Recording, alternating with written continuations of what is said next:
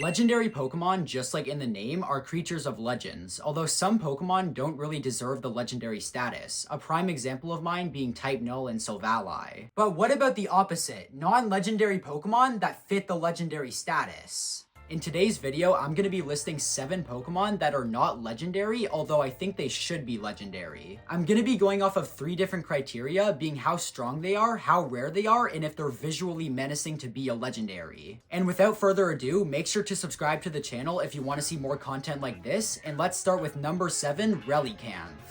First, let's go over Relicanth's stats. It has the base stat total of 485, which isn't really strong enough to be a legendary. There are a couple of legendary Pokemon that aren't as strong as Relicanth's base stat total, although those aren't fully evolved, so I'm not going to talk about them. In terms of it looking like a legendary Pokemon, it kind of does, although it's only 3'3" and only weighs about 50 pounds. Despite not being a fossil Pokemon, when it comes to its Pokedex entries, it's stated to be over 100 million years old. Although it does make up for not being that strong with it being incredibly rare. Only underwater on Route 124 can you find it with a mere 2% chance. You could say that it's more common on Route 126, but it's also a 2% chance, so it's rare either way. And for its debut game of Ruby and Sapphire, those are the only places you can encounter it. In later generations of Pokemon, it does become more common, and it isn't that strong to be a legendary, but I think it deserves a spot on this list. Now let's move on to number 6, Unown.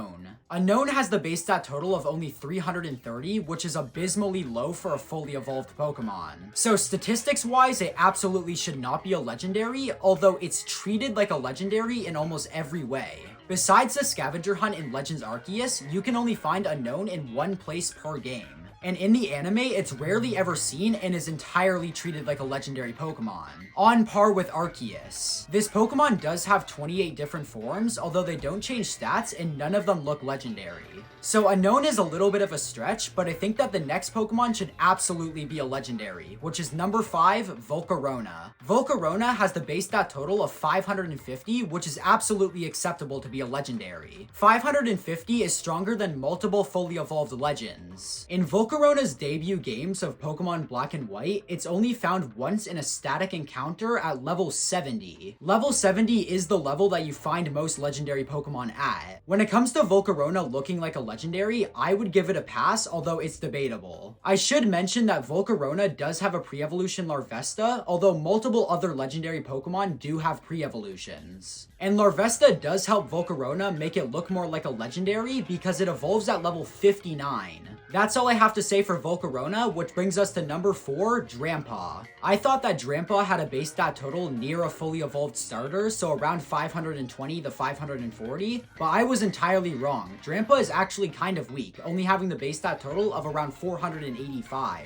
Drampa isn't really extremely rare, but it is kind of rare. It can only be found in Moon and Ultramoon in its debut games of Generation 7, with only a 10% chance on Mount Lanakila. In its dex entries, it's stated that it has a lot of folklore about it, which is a thing that legendary Pokemon have. And when it comes to it looking like a legendary Pokemon, I would absolutely give it a pass. I mean, come on, look at it. Now let's move on to number 3, Spiritomb. Spiritomb has the base stat total of 485 and it's a dual dark and ghost type. Why I bring this up is because before Generation 6, when the fairy type was introduced, dark and ghost type Pokemon didn't have any weaknesses. In its debut games of Pokemon Diamond and Pearl, you can only encounter one Spiritomb in the Hollowed Tower after talking to 32 unique NPCs in the Grand Underground. In my opinion, Spiritomb does look like a legendary Pokemon, although like Volcarona, that's debatable. Now let's move on to number 2, being another ghost type from Sinnoh, Rotom. Rotom has the base stat total of 440, which I think is a little bit low to be a legendary. In its debut games of Diamond and Pearl, you can only encounter one by interacting with the TV in the old chateau. Although the reason why I put Rotom on this list is because upon encountering it, it literally plays the legendary Pokemon theme.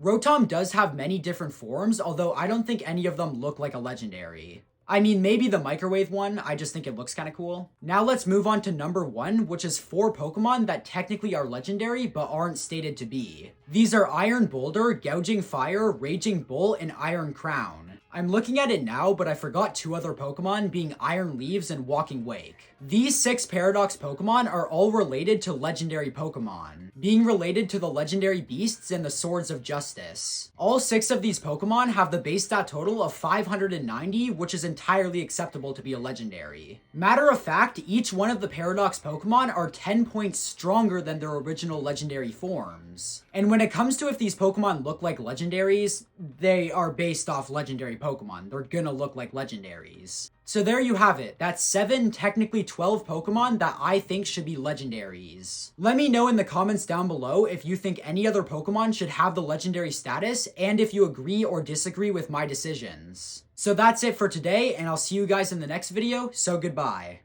Also, by the way, if you realize that I'm not in my regular place, that's because I'm trying out some brand new filming techniques. Let me know what you think about them in the comments down below.